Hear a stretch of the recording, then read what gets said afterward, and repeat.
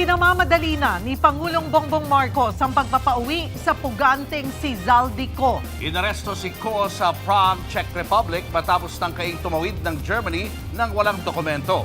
At live mula sa TV5 Media Center, nasa frontline ng balitang yan si Maricel Halili. Maricel, gaano pa katagal bago mapauwi ng bansa si Zaldico?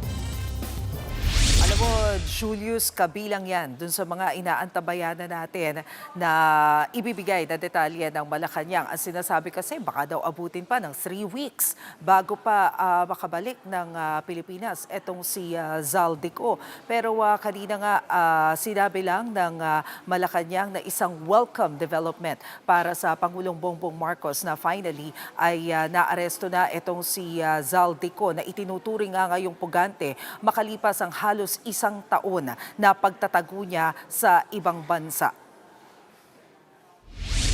Mismong si Pangulong Bongbong Marcos ang nagkumpirma kagabi na nahuli na si dating Congressman Zaldico sa Prague sa Czech Republic. Ayon sa Pangulo, nahuli si Ko sa border ng Germany matapos tangkaing pumasok doon mula sa Czech Republic. Hindi siya nakalusot sa Germany dahil walang kaukulang dokumento, kaya ibinalik sa mga otoridad sa Czech kung saan siya nakakulong. Sabi naman ng Malacanang, ikinatuwa ni Pangulong Marcos ang pagkakahuli kay Ko at pinamamadali na ang pagpapauwi sa kanya para harapin ang alegasyon sa flood control scandal. Kung isang tao po ay may warrant of arrest, fugitive, cancel ang passport, sino po ang hindi matutuwa na ang isang taong fugitive ay maibabalik sa Pilipinas para managot? Nais lang po natin ipaalala sa mga nagsasabing kinalimutan na ang flood control scandal. Hindi po yan totoo. Ang pagkilos ng gobyerno, ang utos ng Pangulo ay nananatili. Managot ang dapat na managot. Handa rin daw si Pangulong Marcos na makinig sa mga isisiwalat ni Ko. Ang dapat na tanong dyan ay kung handa ba si Zaldico na magsabi ng katotohanan. Kung handa ba siya na sabihin kung sino. Kung hindi natin sinasabing siya'y guilty. Kung sino ba yung kanyang mga nakasama. Sa panayam ng Good Morning Kapatid kay Interior Secretary John Vic Remulla, sinabi niyang ang Department of Foreign Affairs ang namamahala sa deportation ng dating kongresista na posibleng abutin daw ng 1 linggo hanggang 1 buwan. He is behind bars. Ando doon ng police attaché ng Embassy of the Philippines. His the request for his extradition because of unwanted alien. Yes. Kasi wala siyang travel document. That is the angle they are pursuing. July 2025 nang mag-leave of absence ang dating kongresista para magpagamot daw sa Amerika. Binigyan siya ng Kamara ng ultimatum na umuwi pero hindi ito sinunod ni Ko hanggang sa magbitiw bilang Ako Bicol Party List representative noong Setyembre. Nasa Paris, France daw siya nung buwan na yan. Nobyembre nang makita si Ko sa Japan ayon sa DILG. May ilang report din na nagsasabing nakita si Ko sa Singapore at Spain. Nitong Enero, sinabing nagpunta rin sa Sweden si Ko base sa isang notarized na petisyon sa Supreme Court. Matapos niyan, may impormasyong nagpunta rin siya sa Lisbon, Portugal. Nag-ikot din daw si Ko sa Italy at France. At saka nagtungong Czech Republic kung saan siya naaresto. Dati nang sinabi ng pamahalaan na nag-apply na ang Pilipinas ng Red Notice sa Interpol. Nag-apply na kami sa Interpol as of November for his red notice. Kung makuha namin yung red notice, automatically dadali na siya pupunta Pilipinas. Sabi ni Remulla, oras na makabalik sa Pilipinas si Zaldico, idediretso siya sa Camp Crame para sa booking procedure. Sabi naman ng PNP, handa sila sa kustodiya ni Ko paglapag sa bansa at titiyaking susundin ang due process. Pagkatapos sa PNP, at saka siya dadalhin sa Sandigang Bayan kung saan siya kinasuhan ng ombudsman para sa graft at malversation. Fireworks na yan. All bets are off. Di na natin alam ano sasabihin niya. Oo, wala pa But tayong at least he will be under oath sa Sandigan. He is liable for perjury kung magsinungaling siya ron.